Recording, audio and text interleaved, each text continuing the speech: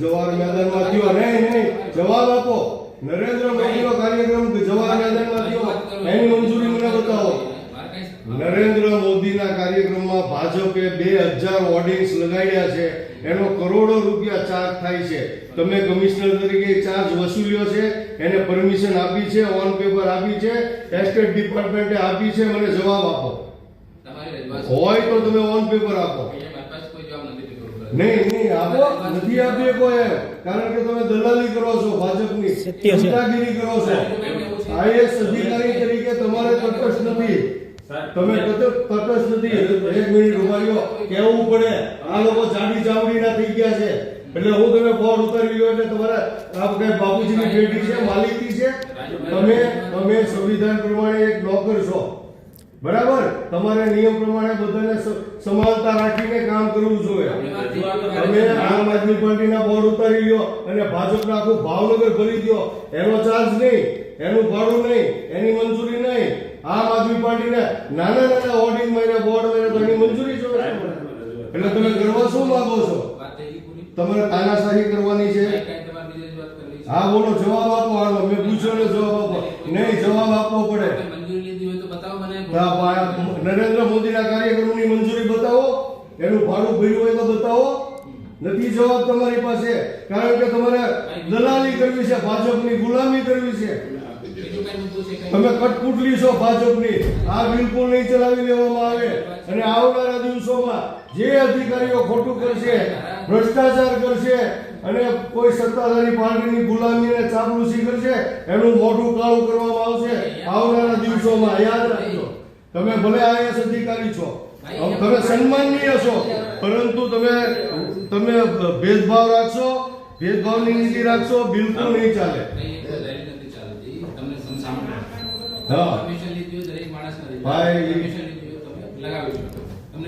કઈ વાંધો નહીં, ભલે લઈ ગયા બોર્ડ, લઈ ગયા, હાલો વાંધો નહીં, લઈ ગયા આમ આદમી પાર્ટીના. હું એટલું પૂછું છું કે નરેન્દ્ર મોદી સાહેબનો કાર્યક્રમ થયો જવાહર, બોલો પેલા સાંભળો. નરેન્દ્ર મોદી સાહેબનો જવાહર મેદાનમાં કાર્યક્રમ થયો, એમાં ભાવનગર શહેરની અંદર 2000 હોર્ડિંગ્સ લાગ્યા હતા, બોર્ડ લાગ્યા હતા. એ કોર્પોરેશનની પ્રીમાઇસીસમાં, બરાબર?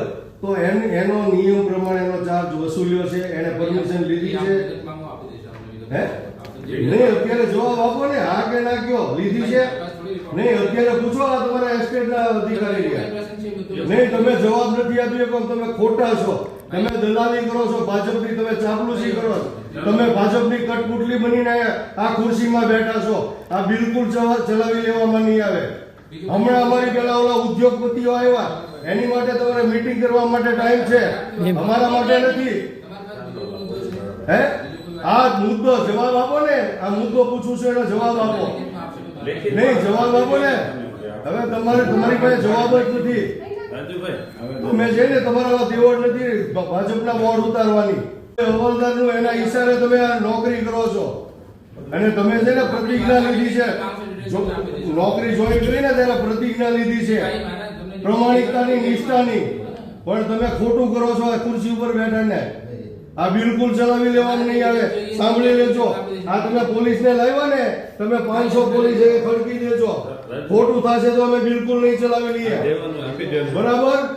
અને મને 8 દિવસની અંદર આ ભાજપે જે કાર્યક્રમ કર્યો જવાહર મેદાનમાં, નરેન્દ્ર મોદીના 2000 બોર્ડ લાગ્યા, એની માહિતી જોશે, બરાબર? મારે માહિતી જોશે. હું 4 દિવસમાં પાછો આવું છું. સાહેબ, અહીંયા બંધારણનું, સંવિધાનનું ઉલ્લંઘન થાય છે, નિયમોનું ઉલ્લંઘન થાય છે. એટલા માટે અમે અહીંયા આવ્યા છીએ. 21 તારીખે રાત્રે ભાવનગર મહાનગરપાલિકા દ્વારા, એસ્ટેટ વિભાગ દ્વારા આમ આદમી પાર્ટીના હોર્ડિંગ્સ બોર્ડ ઉતારી લેવામાં આવ્યા. એ કોની સૂચનાથી ઉતારી લેવામાં આવ્યા? હા, એ જ રજૂઆત છે.